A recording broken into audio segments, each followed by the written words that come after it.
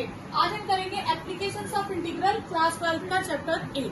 ठीक है, इसमें 2 एक्सरसाइजेस थी पहले, अब सिलेबस में एक ही एक्सरसाइज है और एक मिसलेनियस है, लेकिन सेकंड एक्सरसाइज के 3 इंपॉर्टेंट क्वेश्चंस है, वो आपको मैं करवाऊंगी। ठीक है, अब टाइप्स ऑफ कर्व्स, इसमें हम कर्व्स को स्टडी करेंगे। ठीक है, आपके पास अब सिलेबस में क्या है, एक कर्व है, सिंगल कर्व। पहले डबल कर्व भी आती थी, इंटरसेक्ट करते थे, वो क्वेश्चन बहुत लगते थे, अब वो सारे डिलीट हो गए। अब आपको एक कर्व होगी और एक लाइन होगी, या 2 लाइंस होंगी, इस तरह से कर्व एक होगी। अब कर्व कितनी तरह की होती है वो आपने समझना। पहले आ जाता है आपके पास कर्व x² + y² = a²। अब आपने 90% तो क्वेश्चन में लिखा होगा कि सर्कल, पैराबोला, इंग्लिश में लिखा होगा, लेकिन अगर किसी क्वेश्चन में ना लिखा हो तो आप कैसे पता करोगे कि ये किसकी इक्वेशन है? तो सबसे पहले जो मैंने लिखी है, ये सर्कल की इक्वेशन है। ये किसकी इक्वेशन है? सर्कल की। ठीक है, अब इसकी पहचान क्या है? इसमें कोएफिशिएंट ऑफ x² भी होगा, नॉन जीरो होगा, कोएफिशिएंट ऑफ y² भी नॉन जीरो होगा, और तीसरी कंडीशन होगी कि कोएफिशिएंट ऑफ x² और कोएफिशिएंट ऑफ y² सेम होंगे। तो ये जो 3 कंडीशंस हैं, ये तीनों कंडीशंस किसे पहचान करने में है कि ये सर्कल है या सर्कल नहीं है। ठीक है, तो ये 3 कंडीशंस आपने देख ली है। क्या उसमें x² है, क्या उसमें y² है, तो दोनों होने चाहिए। ठीक है, x² और y² दोनों होने चाहिए, और दोनों का कोएफिशिएंट भी सेम होना चाहिए। जैसे फॉर एग्जाम्पल आपको इक्वेशन आ जाएगी 5x² + 5y² + 6x + 8 = 0। सपोज करो ये इक्वेशन आ गई, तो इसमें x² और y² दोनों है। ठीक है, दोनों के कोएफिशिएंट भी सेम है, तो ये सर्कल की इक्वेशन है। ठीक है, या आपको एग्जांपल दे दूं कि x - a² + y - b² = c²। जब हम इसे सॉल्व करेंगे तो x² + a² + -y से x पूरी इक्वेशन सॉल्व हो जाएगी, लेकिन हमारे पास x² भी होगा, y² भी होगा, और दोनों का कोएफिशिएंट सेम भी होगा। इसे हम क्या कहते हैं? Equation of circle. अब इक्वेशन ऑफ सर्कल आपको 2 तरह से होगी, तो ये आपने स्टैंडर्ड इक्वेशन ऑफ सर्कल याद रखना।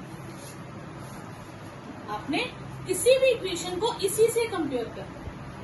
ठीक है, इसमें जो a और b होंगे वो किसका काम करेंगे? सेंटर का। ठीक है, और जो c होगा वो रेडियस का काम करेगा। c किसका काम करेगा? रेडियस का। क्लियर? अब आप देखिए, इक्वेशन ऑफ सर्कल अगर दे दे x - 2² y - 4² = सपोज करो 16 है, तो मैं इस 16 को क्या लिख सकती हूँ? 4²। तो सेंटर क्या हो गया? 2, 4, और रेडियस कितना हो गया? 4। तो अब मुझे सेंटर और रेडियस पता चल जाए तो सर्कल की इक्वेशन ड्रॉ कर सकते हैं। ठीक है, डायग्राम ड्रॉ कर सकते हैं। इसी तरह अगर आपको क्वेश्चन दे दे x² + y² = 25, सपोज करो, तो करना हमने इसी से कंपेयर है हर क्वेश्चन को। तो अब यहाँ पे तो है ही नहीं कुछ भी, तो मैं इसको ये लिख सकती हूँ x - 0² y - 0² = 5²। ठीक है, तो सेंटर क्या हो गया हमारे पास? 0, 0, और रेडियस कितना हो गया? 5। तो ये सबसे पहले आपको क्वेश्चन ड्रॉ करने में डायग्राम, क्योंकि गलत है तो पूरा क्वेश्चन गलत हो जाएगा, इसके हर क्वेश्चन में डायग्राम बनाना कंपल्सरी है। ठीक है, तो आपने डायग्राम बनाना। सेकंड है आपके पास इलिप्स। इलिप्स की पहचान क्या है कि इलिप्स की इक्वेशन इस तरह से होगी x² / a² + y² / b² = 1। ठीक है, अब इसमें क्या है? इसमें भी coefficient of x² non zero होगा, coefficient of y² non zero होगा, और coefficient of x² is not equal to coefficient of y²। अगर इक्वल हो जाए तो सर्कल है, और अगर इक्वल ना हो तो इलिप्स है। ये दोनों में डिफरेंस है। क्लियर? अब इसमें क्या है, आप मान लें कि a ग्रेटर देन है b से, a ग्रेटर है b से। क्लियर? अगर a वाली टर्म ग्रेटर है, ठीक है, तो इलिप्स जो बनेगा वो अलोंग एक्स एक्सिस बनेगा, ठीक है। अलोंग किसके होगा? एक्स के, क्योंकि एक्स के नीचे जो टर्म है वो लार्जर है, ठीक है। अब इसका ये होता है सेंटर, इसे हम क्या कहते हैं? सेंटर। और इसे हम कहते हैं वर्टिसेस, वर्टेक्स। ये दो पॉइंट, इन दो को वर्टेक्स कहते हैं, ठीक है।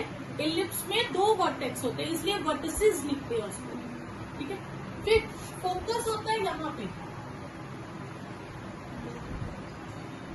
ठीक है, इसे हम फोकस कहते हैं, क्लियर? अब ये जो डिस्टेंस है, जैसे मैंने इलिप्स बना लिया, सपोज करो, तो ये होते हैं A0 वर्टिसेस माइनस A0, ठीक है।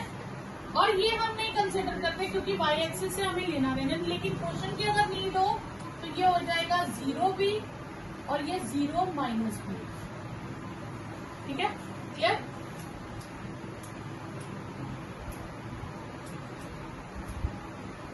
यहाँ पे फोकस है, ये डिस्टेंस होता है C, ये डिस्टेंस क्या होता है? C। अब इसमें क्या यूज करेंगे हम? पहले यूज होगा सेंटर, तो सेंटर इसका क्या है? ओरिजिन। इसके वर्टिसेस, वर्टिसेस है प्लस माइनस A0, इसके वर्टिसेस क्या है? Plus minus A0। और फोकस के बारे में अगर पूछे तो प्लस माइनस C0, ठीक है। और C कैसे निकालते हैं? C square is A² minus B² करते हैं, ठीक है। और लेंथ ऑफ लेटेस्ट रेक्टम,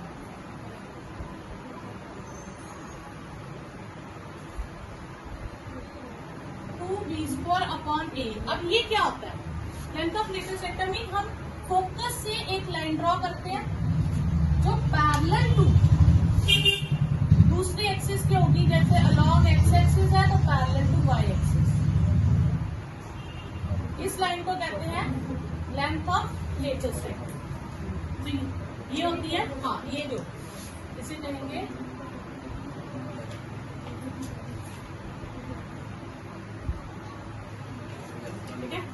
तो लेंथ ऑफ लेटेस्ट रेक्टम होती है 2B² अपॉन A, क्या? इसी में अब दूसरा इलिप्स बनता है, सेकेंड इलिप्स क्या आ जाएगा? x² upon B² plus y² upon A² is 1, तो A is greater than B। अब y के नीचे जो टर्म है वो लार्जर है, अगर y के नीचे टर्म लार्जर है तो सारा क्वेश्चन जो है वो अलोंग y एक्सिस हो जाएगा, ठीक है। तो ये हो जाएगा 0A, ये हो जाएगा 0 माइनस A, ठीक है। अब सारे काम बाकी वही रहेंगे, लेकिन सारे x एक्सिस से शिफ्ट होके किस पे हो जाएंगे? y एक्सिस पे। तो सेंटर इसका क्या रहेगा? 0 0, vertices greater than A, greater ही लेना है, यहाँ पे भी A ग्रेटर है। यहाँ पे मैंने x के नीचे A रखा था, यहाँ मैंने y के नीचे A रखा है। मैंने इसीलिए A को ग्रेटर किया है कि आपको A B की कंफ्यूजन ना हो, क्योंकि अगर मैं यहाँ B ग्रेटर लिख देती ना, कि अगर मैं क्वेश्चन यहाँ रखती तो ये A रखती, ये B रखती, तो इस केस में B ग्रेटर देन A आना था, और उसमें आपको फॉर्मूला लर्न करते वक्त कंफ्यूजन रहनी थी, मैम कहाँ पे A लेना है, कहाँ पे B लेना है, ठीक है। अब आपको क्या करना है? यहाँ पे A लेना है और यहाँ पे B लेना है, ठीक है। अब आपको फॉर्मूलाज लर्न नहीं दोबारा करने पड़ेंगे, सेम फॉर्मूलाज चलेंगे, सिर्फ जो x एक्सिस पे था वो y एक्सिस पे शिफ्ट हो जाएगा। वर्टिसेस हो जाएगा 0 प्लस माइनस A, फोकाई हो जाएगा, फोकस हो जाएगा 0 प्लस माइनस C, और C² का फॉर्मूला A² माइनस B² ही रहेगा, और length of latus rectum 2B² upon A ही रहेगी, क्योंकि इससे आपको फॉर्मूलाज लर्न दोबारा नहीं करने पड़ेंगे, क्लियर। सिर्फ इतना लर्न करना पड़ेगा कि अब फोकस जो है वो x एक्सिस से बदल के y एक्सिस पे हो। लेटेस्ट रेक्टम L' है पूरी लेंथ, इस पूरी लेंथ को लेटेस्ट रेक्टम बोलते हैं, और यहाँ पे फोकस यहाँ आ जाएगा, सेंटर ये हो गया, ये वर्टिसेस हो गए और ये लेटेस्ट वेक्टर हो जाएगी। ठीक है, क्लियर। अब पैराबोला, सर्कल एक इक्वेशन थी, पैराबोला की सॉरी इलिप्स की 2 थी, पैराबोला की 4। ठीक है, बहुत इजी है लर्न करना। एक हो गया y square is equal to 4ax, एक हो गया y square is equal to -4ax। आप थोड़ा नीचे नीचे बनाना, 2 पार्ट्स मत करना, फिर कंफ्यूजन हो जाएगी। एक हो गया x square is equal to 4ay और एक हो गया x square is equal to -4ay। पहले एक बनाओ फिर बाकी बनाओ पहले। ठीक है, अब यहाँ पे क्या है, पैराबोला जो होता है सी शेप आएगा। ठीक है, अब आपको क्या है, वो कैसे बनता है वो मैं आपको बाद में बताऊंगी, उसकी डेरिवेशन 11th में है। ठीक है, अब आपको सिर्फ याद रखना है कि शेप कैसी है, उसका वर्टिसेस क्या है। ठीक है, ये याद रखना है। अब पैराबोला का यहाँ पे देखना, ये क्या है, लीनियर वाली टर्म देखना। अच्छा, पहले पहचान पे आते हैं कि कैसे पहचानेंगे ये पैराबोला। इसमें इनमें क्या होगा कि अगर coefficient of y square non zero है तो कोफिशिएंट ऑफ एक्स स्क्वायर 0 होगा। मतलब एक नॉन जीरो होगा और एक टर्म 0 होगी कोफिशिएंट। यानी कि अगर इसके पास वाई स्क्वायर है तो इसके पास एक्स स्क्वायर नहीं होगा। अब यहाँ पे देखो, अगर एक्स स्क्वायर है तो वाई स्क्वायर नहीं होगा, यानी कि या तो एक्स पे स्क्वायर होगा या वाई पे स्क्वायर होगा, तो किसी एक पे स्क्वायर होगा। तो सर्कल की पहचान क्या थी, दोनों पे स्क्वायर होगा, दोनों के कोफिशिएंट सेम होंगे। इलिप्स की थी, दोनों पे स्क्वायर होगा पर कोफिशिएंट सेम नहीं होंगे। और इसमें क्या है, एक पे स्क्वायर होगा और एक पे नहीं होगा। ठीक है, यहाँ पे आ गया coefficient of x square is non zero and coefficient of y square is 0। Clear, okay. अब यहाँ पे हम देखेंगे, हमने पहले ये एक्सेस बना लेंगे सारे। अब है y square is equal to 4ax। अब आप देखोगे जो लीनियर है वो कौन सा एक्सिस है, एक्स एक्सिस, और वो पॉजिटिव है नेगेटिव, पॉजिटिव। यहाँ पे नेगेटिव है, यहाँ पे वाई एक्सिस है और पॉजिटिव है, और यहाँ पे वाई एक्सिस है पर नेगेटिव है। तो आपने लीनियर वाले को एक्सिस समझ लेना। अब ये पॉजिटिव एक्स एक्सिस है, यानी कि parabola will be symmetric about positive x axis. ठीक है, और इसमें parabola will symmetric about minus x axis, negative x axis. तो जो लीनियर होगा पैराबोला उसी के सिमेट्रिक होगा। तो इसमें y पॉजिटिव है, पैराबोला अपवर्ड होगा। अब इसमें नेगेटिव y है तो parabola will be symmetric about negative axis. ठीक है, तो आपने सीधा याद रखना है, जो एक्सिस है उसी के अकाउंटिंग सिमेट्रिक बनाना है, बस इतनी सी। अब इसमें फोकस एक होता है, ये अलोंग एक्स एक्सिस होगा और ये एक्स एक्सिस होगा पर नेगेटिव डायरेक्शन में। यहाँ पे focus on Y axis positive, यहाँ focus on Y axis negative. ये फोकस हो गया। ओके, अब इसमें फोकस वर्टिसेस क्या होते हैं, इसका वर्टेक्स होता है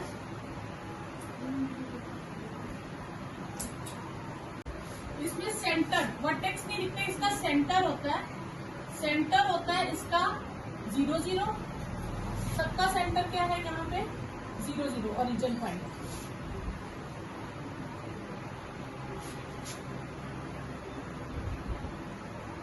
ठीक है, सेंटर 0 0।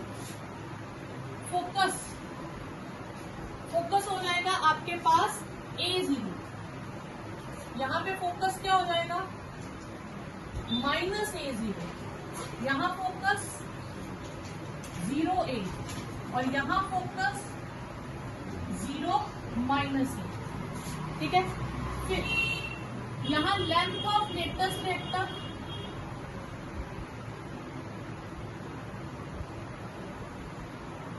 ये होगी L डैश।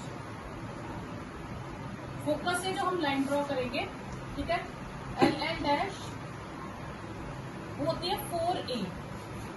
L डैश सब में 4A है। ये आपके पास इतनी ही यूज होगी, इसके ज्यादा नहीं। अब स्ट्रेट लाइन में क्या टाइप्स हैं आपके पास, एक तो सिंपल है कि ax plus by plus c is equal to 0। तो ये तो आप सिंपली 2 पॉइंट्स प्लॉट करके इक्वेशन ऑफ लाइन ड्रॉ कर लोगे। इसमें तो कुछ नहीं पड़ता है। हाँ, अगर आ जाए, सपोज करो कि आपके पास सिर्फ ए में ही इक्वेशन आए, एक्स में आए, वाई आए ना, अगर लाइन कोई सिर्फ इसी तरह से आए तो वो लाइन क्या होगी, line will parallel to y axis. ठीक है, उल्टा जो मिसिंग है बस उसी के पैरेलल।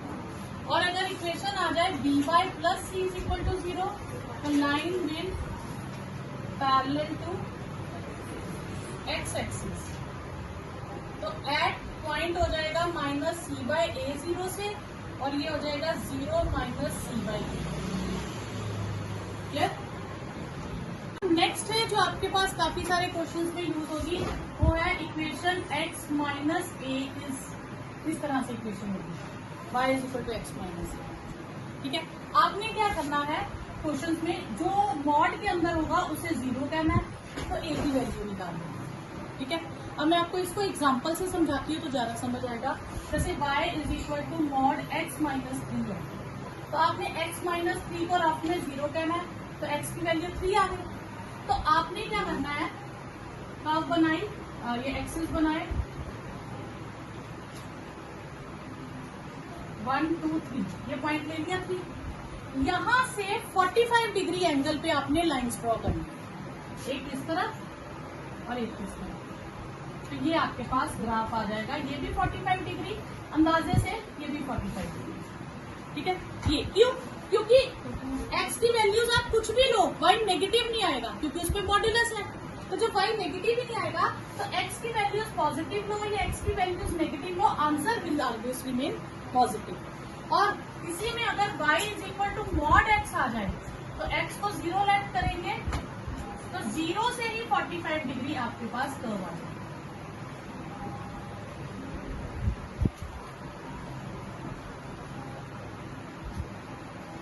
ये करना है।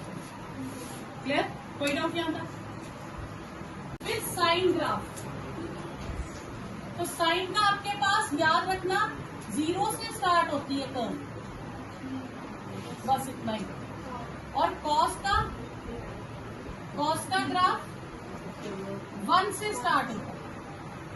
ठीक है, तो इसी तरह से अप डाउन चलता रहेगा, बस आपने इतना याद रखना कि 1 से -1 तक, इसमें इतना यूज होगा। ठीक है, ओके। फर्स्ट क्वेश्चन है area of the region find करना। एरिया किसके बीच में है, y square is equal to x. ये कौन सी कर्व होती है, एक पे स्क्वायर है एक पे नहीं है, ये पैराबोला होगा। ठीक है, अब y square is equal to x is a parabola. तो अगर ये पैराबोला है तो ये किस के अलॉन्ग होगा, एक्स एक्सिस के सिमेट्रिक, यानी कि ये लेफ्ट वर्ड पैराबोला होगा, left side, sorry right word parabola होगा। ये पैराबोला हो गया कि लाइन्स है 1 से 4। ठीक है, तो x is equal to something, line parallel to y axis, तो ये हम ले लेंगे x इज इक्वल टू 1, ये 1 पॉइंट ले लिया। दूसरी है 4 पॉइंट पे, x इज इक्वल टू 1 और x इज इक्वल टू 4। ठीक है, अब मुझे इसके बीच का एरिया फाइंड करना है, पैराबोला इन दोनों लाइनों के बीच और फर्स्ट क्वाड्रेंट। तो फर्स्ट क्वाड्रेंट में मेरे पास एरिया आ जाएगा ये। ठीक है, अब इसको करना क्या होता है, एक्चुअली जो बिल्कुल वर्टिकल लाइंस होंगी वो हमें लिमिट्स के बारे में बता देंगी, और जो ऊपर उसको कवर करने का काम करेगा वो हमारे पास क्या आ जाएगा, y या x जो भी हम ले वो हमारे पास कर्व यूज हो जाएगा। तो कर्व कौन सी यूज करेंगे कि ये दोनों समझो दीवारें हो गई और ये छत का काम करेंगे। ठीक है, तो जो दीवारें होंगी वो किसका काम करेंगी, लिमिट्स का। ठीक है, और जो छत होगी वो किसका काम करेगी, एरिया के वाई एक्सिस का, वाई के बारे में बताएगी। तो रिक्वायर्ड एरिया क्या होता है, मैं बताती हूँ। रिक्वायर्ड एरिया, ठीक है, 1 से 4। लिमिट्स किसकी हैं, ये लिमिट्स किसके बारे में बता रही हैं, एक्स की लिमिट्स है, तो वाई डी एक्स लिमिट्स, ये एरिया का फॉर्मूला। ठीक है, अगर किसी केस में आपके पास लिमिट्स y की आ जाए, y1 और y2, तो एरिया आ जाएगा x dy। तो ये आपने हर क्वेश्चन में बस यही फॉर्मूला लगाना। अगर x की लिमिट्स होंगी तो y dx लिखोगे, ठीक है। और अगर y की लिमिट्स होंगी तो x dy लिखेंगे, बस इतना सा काम है। अब हमारे पास लिमिट्स कितनी है x की, तो हम लिखेंगे y dx 1 से 4, y की वैल्यू निकालूंगी तो क्या आएगी √x।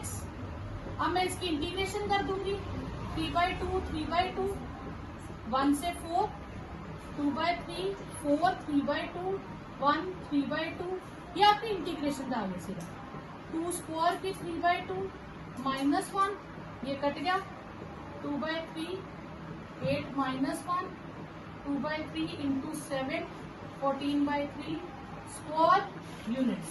बस ये लास्ट में जरूर लिखना स्क्वायर यूनिट्स, ये आपके पास सेकंड क्वेश्चन सेम है फर्स्ट क्वेश्चन।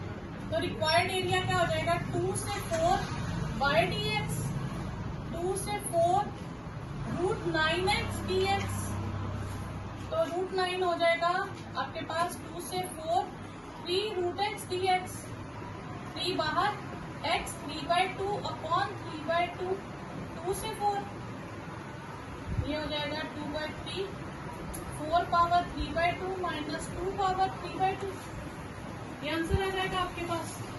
क्लियर?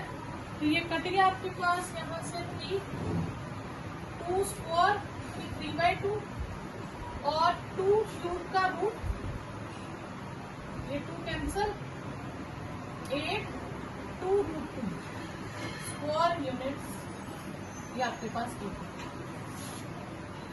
अब नेक्स्ट है half along y axis positive, y is equal to 2, y is equal to 4 और आपको ये एरिया निकालना, ठीक है। तो रिक्वायर्ड एरिया हो जाएगा 2 से 4 x dy, क्योंकि इस बार लिमिट्स किसकी है y की, तो x dy लिखेंगे 2 to 4 x की वैल्यू आएगी √4/dy, तो twice 2 to 4 y 1/2 dy, twice y 3/2 upon 3/2 2 से 4 2 इंटू 2/3 4 3/2 माइनस 2 3/2, तो ये हो गया 4/3 2 स्क्वायर 3/2 और √2 क्यूब, तो 4/3 ये आ जाएगा 8 माइनस 2 √2 स्क्वायर यूनिट्स, ये आपके पास आंसर है। नेक्स्ट है find the area bounded by ellipse. अब इसमें लिख भी दिया इलिप्स, मैंने आपको पहले बोला था 90% लिखा होगा, तो वैसे भी ये स्टैंडर्ड फॉर्म ऑफ इलिप्स है, ठीक है। अब अगर उसने कहा find the area under ellipse, तो इसका मतलब आपको जरूरी नहीं डायग्राम बनानी है, ठीक है। अब आप इसमें कोई भी फॉर्मूला यूज कर सकते हैं, चाहे आप a to b यानी कि x1 to x2 y dx भी यूज कर सकते हो और y1 to y2 x dy भी यूज कर सकते हो, आप दोनों में से कोई भी एक फॉर्मूला यूज कर सकते हो। फिर भी आपको मैं थोड़ा क्लियर करूंगी कि हम फॉर्मूला यूज कैसे करेंगे। अब ये आ गया आपके पास इलिप्स, तो given equation is x² upon 16 plus y² upon 9 is 1। अब ये इसमें x के नीचे टर्म ज्यादा है, तो ये अलोंग x एक्सिस होगा, ठीक है। और इसमें अगर मैं a² से कंपेयर करूं, comparing with x² upon a² plus y² upon b² is 1, तो a² हो गया 16 और b² हो गया 9, तो a हो गया +-4 और b हो गया +-3, ठीक है। अब इलिप्स होगा सपोज इस तरह से, तो ये पॉइंट आ गए 40 -40 0 3 0 -3। तो अब आपके पास लिमिट्स x की भी है y की भी है, तो आप कोई भी यूज कर लो, पर हम 99% x की यूज करते हैं कि x में इंटीग्रेट करना थोड़ा इजी लगता है, ठीक है। अब ये जो इलिप्स में आएगा, तो इलिप्स में आपके पास ना चारों तरफ से एरिया सेम होगा, नियर अबाउट, क्योंकि ये सिमेट्रिक फिगर होती है ना, तो इन चारों का एरिया सेम होगा। तो हम एक का एरिया फाइंड करेंगे, उसे 4 से मल्टीप्लाई कर देंगे। अब सपोज करो मैं सिर्फ इतना ही एरिया फाइंड करना चाहती हूँ, तो इसमें x जो है ओरिजिन से 40 तक है, तो x की लिमिट्स कहाँ से हो गई 0 से 4। अगर मैं x की लेना चाहती हूँ तो कहाँ से कहाँ तक 0 से 4 तक, और अगर मैं y की लेना चाहती हूँ तो 0 से 3 तक, तो आप अपने हिसाब से कुछ भी ले सकते हो। अब मैं लिमिट्स लेना चाहती हूँ, सपोज करो x की, तो मुझे वैल्यू किसकी चाहिए, y dx यूज करूंगी। तो मैं यहाँ से पहले y की वैल्यू निकाल लूंगी। तो y square upon 9 is 1 minus x square upon 16 using 1। तो y square is 9 16 minus x square upon 16। ठीक है, ये आ जाएगा आपके पास 9/16 16 minus x square, y square की वैल्यू। तो y की वैल्यू क्या आ जाएगी आपके पास, 3/4 रूट 16 माइनस एक्स स्क्वायर। ठीक है, अब इन क्वेश्चंस में सर्कल में और इलिप्स में जो फॉर्मूला यूज होगा वो 7th एक्सरसाइज की आपके पास इंटीग्रेशन की a square minus x square dx, ये फॉर्मूला था। ठीक है, 3 फॉर्मूले थे ना हमारे पास, न्यूमिनेटर में अगर रूट आ जाए तो क्या लगाएंगे, तो फॉर्मूला क्या था, x root a square minus x square by 2 plus a square by 2 sine inverse x upon a plus c, तो लिखना नहीं क्योंकि अभी हम डेफिनेट कर रहे हैं तो c को छोड़ देंगे। ठीक है, तो ये वाला फॉर्मूला हम यूज करेंगे। ये क्लियर हुआ y की वैल्यू। अब required area 4 times 0 to 4 y dx, 0 to 4, और 4 टाइम्स क्यों लिया, क्योंकि 4 ब्लॉक्स बन गए। ठीक है, 4 टाइम्स 0 to 4, y की वैल्यू कितनी आई है हमारे पास, केवल t/4 root 16 minus x square. तो 4 कैंसल,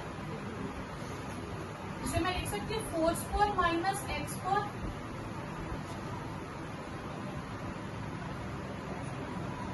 ठीक है, अब ये वाला फॉर्मूला, तो पहले हम इसमें लिमिट डालेंगे 4। जब मैं 4 डालूंगी तो 4 स्क्वायर माइनस 4 स्क्वायर पूरी टर्म 0 हो जाएगी। फिर यहाँ डालूंगी तो 16/2 साइन इनवर्स 1 बचेगा जब 4 डालूंगी, माइनस अब मैं 0 डालूंगी तो 0 इंटू समथिंग, तब भी ये 0 हो जाएगा। ठीक है, और 16/2 साइन इनवर्स 0 हो जाएगा। तो ये आएगा आपके पास 8 साइन इनवर्स 1 कितना होता है, π/2, और 8 साइन इनवर्स 0 0, तो ये आ गया 4 12 पाई। ये आपके पास आंसर आ जाएगा for units.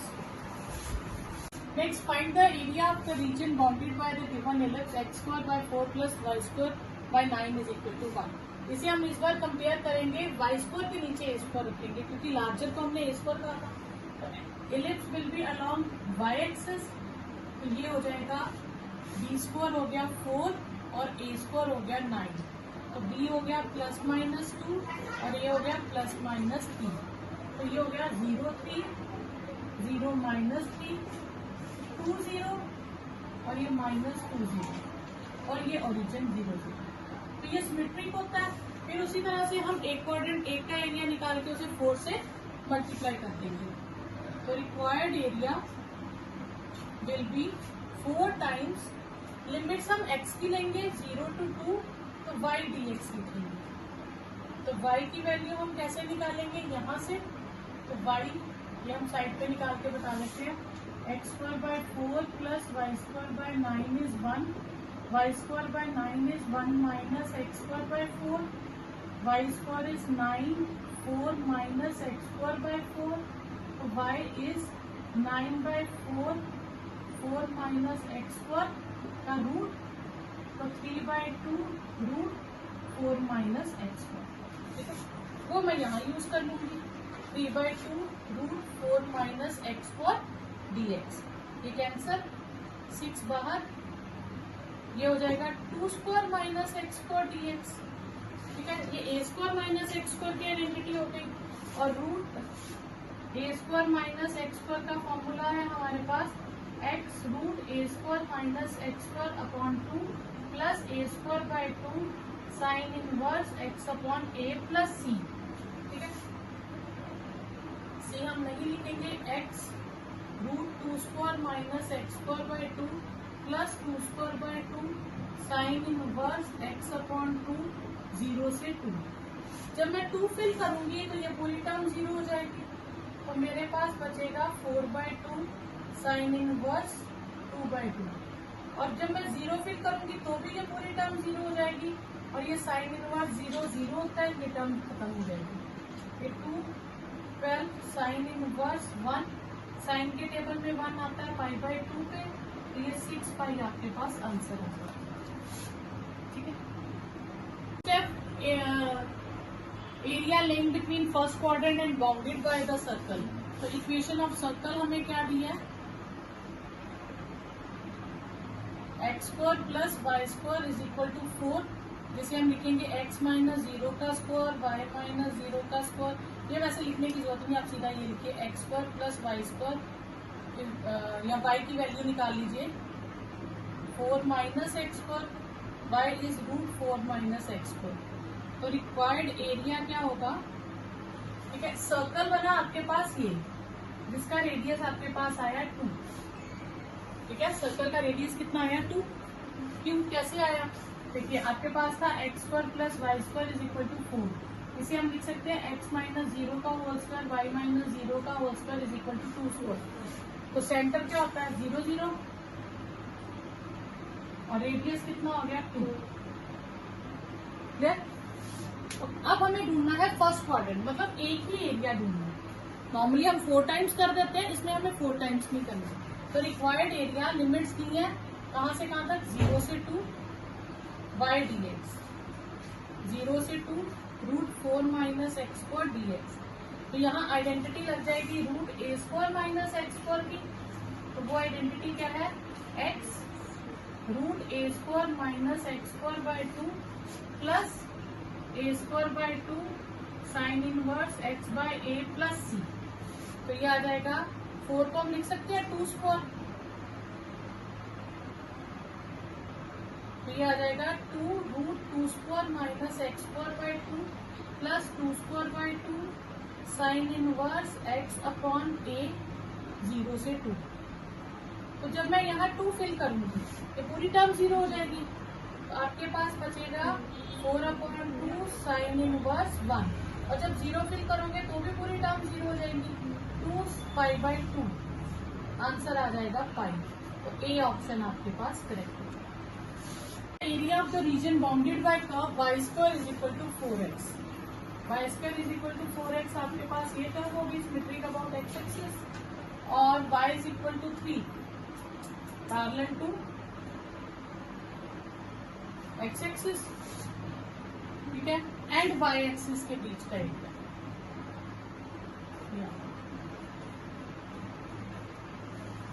Curve and y axis के साथ का एरिया, ठीक है। तो ये आपके पास आ जाएगी रिक्वायर्ड एरिया। अब लिमिट्स किसकी है 0 to 3, लिमिट किसकी है y की, तो हम लेंगे x dy, तो 0 to 3, ठीक है। x की वैल्यू कितनी होगी y²/4 dy, तो 1/4 बाहर ले लें, y³ 0 to 3 27/3 minus 0 9/4 square unit, ये आपके पास है, ठीक है।